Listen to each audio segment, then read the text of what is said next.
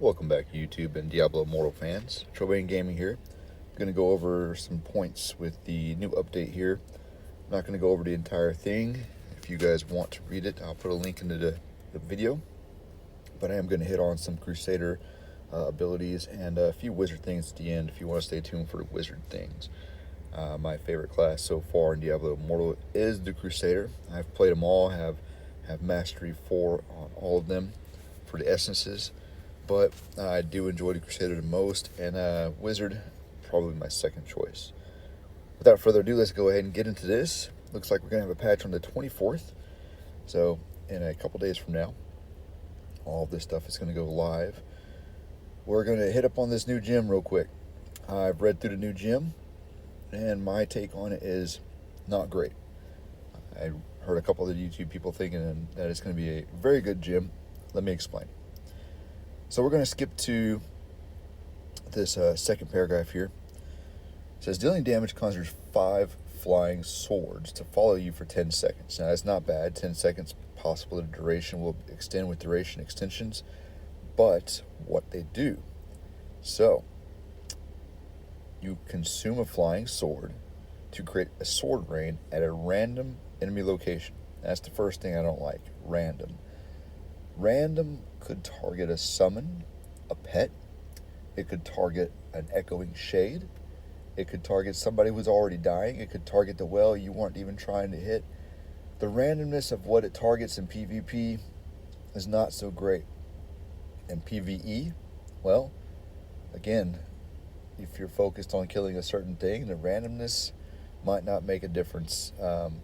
If you're in a raid, then you only have one target, so randomly it's only going to hit one target. I feel like there are far more better gems out there. Let's continue. Dealing damage does some damage to the target and nearby enemies. Again, the randomness, I'm not sure about worrying about that. Has a 50% chance to drop a massive sword, dealing additional 50% damage. Well, that's a 50% chance, so you can't guarantee it. You can't even count on it. I wouldn't count on it at all. And if you're looking at PvP for the knock up and airborne, again, you don't know who you're going to hit. You don't know if they're going to be immune to that.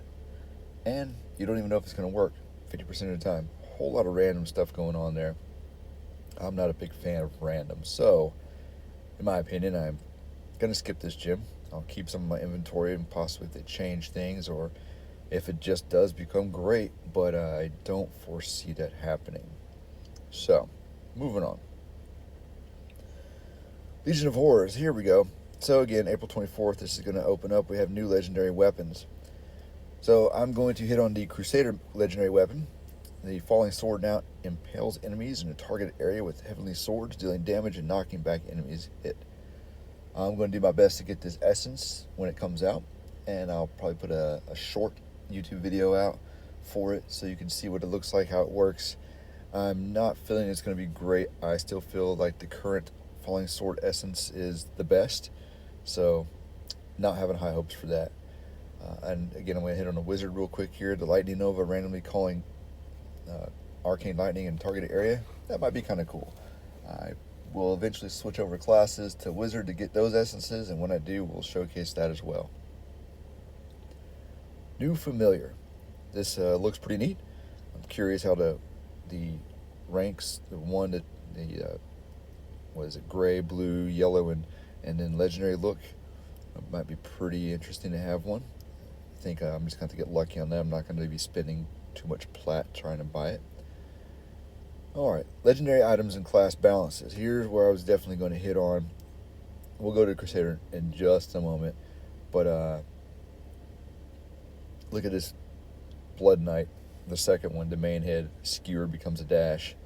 They love giving dashes a Blood Knight. It's just such a dash class now. Dash class. Okay, Crusaders.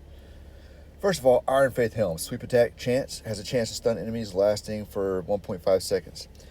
I don't use sweep attack. I don't think I've ever used sweep attack. And I don't think I'm going to use sweep attack. It's the Helm slot. This is my Fire Banner. This is my Errant Ignition. This is my Consecration Flaming. This is so much damage. I'm not going to take sweep attack, me personally.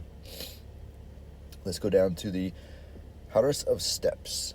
Drawn quarter now calls a swift wind steed for you to ride, increasing your primary attack speed. Well, while on mount, your primary attack speed is already pretty quick. Not sure that's going to matter much. Additionally, your steed will leave behind gusts of wind and increase the movement speed of your allies. I don't use the steed in dungeons. I use the flame banner with the offhand to increase ally speed. So I only use the steed really for open world farming, which I don't really care about my party speed because they're either following me or just hanging out or something. Their speed doesn't really matter. So I would lose the 30% damage from the light horse. I think I'm definitely going to keep a light horse on that. Ornate Verdict. When judgment damages an enemy, it also increases your primary attack speed for 3 seconds, stacking to maximum number of times. Now, this seems interesting for 2 reasons. One, if I use Cradle of Pebbles to summon a Guardian, when that Guardian hits, it's going to increase my attack speed. I do believe that the Guardian's attack speed goes off of my attack speed, which means it would increase their attack speed. That would be interesting to see if we can apply the damage over time effects from the fire banner faster than the 2 horses that I currently use when summoning the horses with my pants. The second thing, which we'll get to down at the very bottom, we'll go ahead and skip to the bottom one. Judgment grants you an aura of judgment, marking nearby enemies with cross and slowing them, causing them to suffer additional damage when struck by your primary attack. So what it sounds like is if I have that buff on and I hit him with my primary attack, it's going to do damage.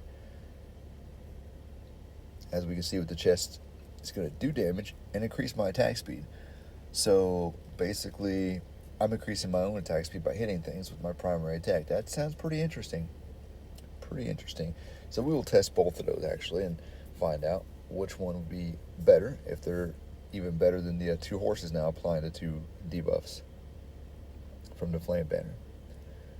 Alright, next, Sweep Attack. Now grants you a Holy Flail for a short duration, causing your primary attack to sweep through enemies in a wide arc. Well, again, I don't use Sweep Attack. For my main hand, I have other things that I like much better. Don't think I'm going to be using that. Offhand, Sacred Fire also increases your primary attack speed.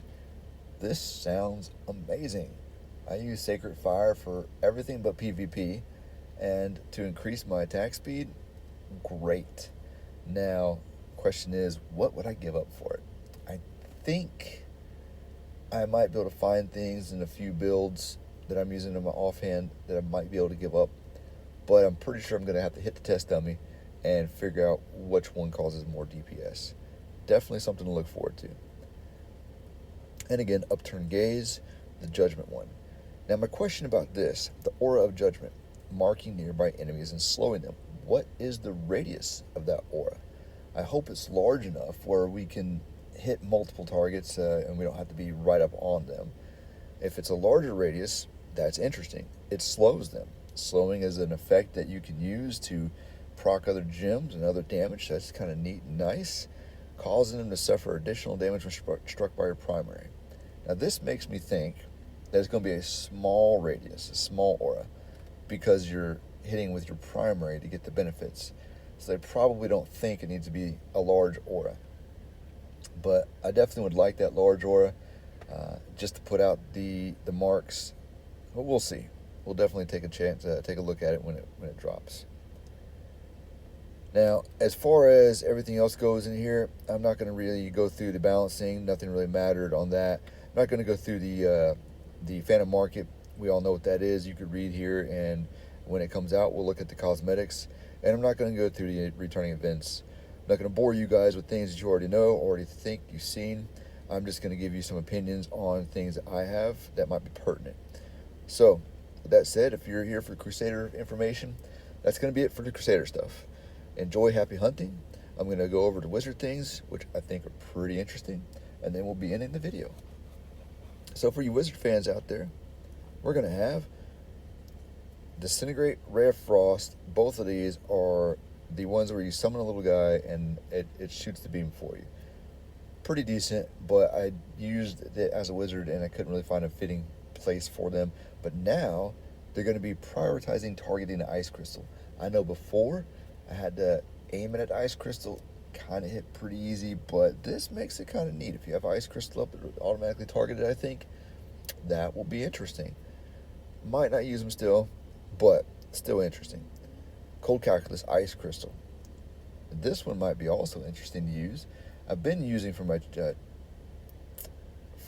chess piece the Meteor Radius on most of my things. And I can't remember which Cold Calculus is from, but I do believe it's from the chest. So we'll see what that takes into effect here. For the Ice Armor damage tick rate increase, that could be useful for my open world farming. We'll see. And Manipulator's Mask, I think I'm still going to be using the Ephemeral Visage, so I'm not so worried about that.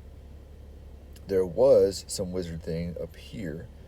These I was definitely looking at. For the Wizard Apocalypse Roots, Meteor causes the ground to erupt, damaging and burning enemies in a target area. That sounds very interesting. If it acts like Frozen Wellspring, but burns instead of freezes, this could be wonderful, especially paired with the next one. Arcane Wind does 20% more damage when igniting Firestorm. So you drop the Apocalypse Roots, and then you drop the Arcane Wind, and now you're doing extra damage because it's firestorming everything. That's nice. I really like the combination there, and in PvP, that extra damage might just melt people. Really interesting there. Now, as far as the chest piece, after releasing the Meteor, you will enter Emberlight state for 3 seconds, increasing your crit. I don't think I need that 5%. It's not that big a number. I think I might like the Meteor Radius still.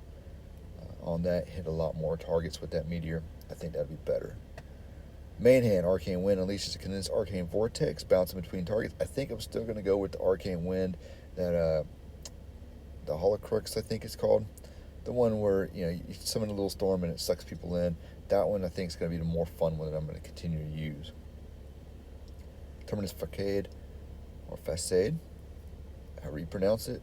Slow time causes you to enter a temporal flux, causing your non-channel skills to reduce cooldown of your other skills. Now, I like that. I like that idea.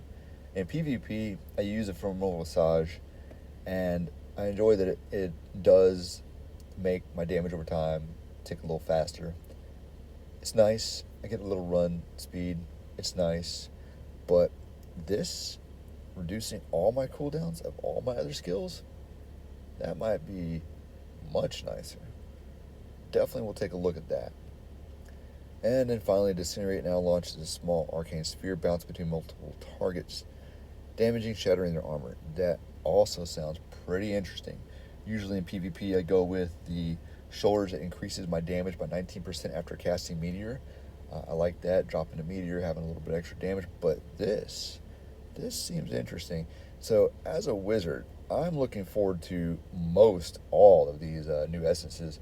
So I feel like as soon as I get my essences on Crusader, I'm going to jump over to Wizard, and it looks like it's going to be really fun. So hopefully I'll get some videos out for all these, and hopefully you would enjoyed my take on this update.